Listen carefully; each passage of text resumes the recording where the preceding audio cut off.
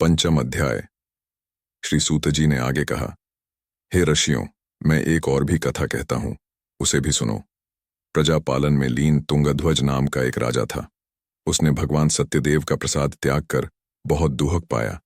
एक समय राजा वन में वन्य पशुओं को मारकर बड़ के वृक्ष के नीचे आया।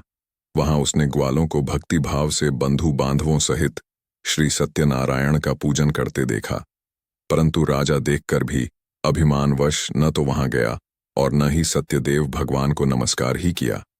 जब ग्वालों ने भगवान का प्रसाद उनके सामने रखा तो वह प्रसाद त्याग कर अपने नगर को चला गया।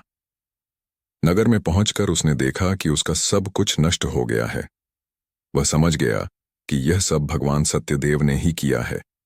तब वह उसी स्थान पर वापस आया और ग्वालों के समीप गया और विधिपूर्वक पूजन कर प्रसाद खाया, तो सत्यनारायण की कृपा से सब कुछ पहले जैसा ही हो गया और दीर्घकाल तक सुख भोग कर मरने पर स्वर्गलोक को चला गया। जो मनुष्य इस परम दुर्लभ व्रत को करेगा, श्री सत्यनारायण भगवान की कृपा से उसे धन धान्य की प्राप्ति होगी। निर्धन धनी और बंदी बंधन से मुक्त होकर निर्भय हो जाता है। संतानहीन को संतान प्राप्त होती है तथा सब मनोरथ पूर्ण होकर अंत में वह बैकुंठ धाम को जाता है। जिन्होंने पहले इस व्रत को किया, अब उनके दूसरे जन्म की कथा भी सुनिए।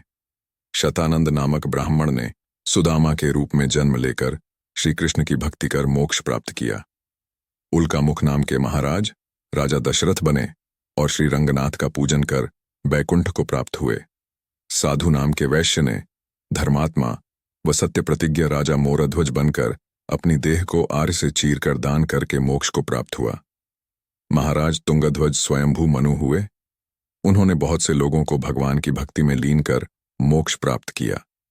लकड़हारा भील अगले जन्म में गुह नामक निषाद राजा हुआ, जिसने भगवान राम के चरणों की सेवा कर मोक्ष प्राप्त किया।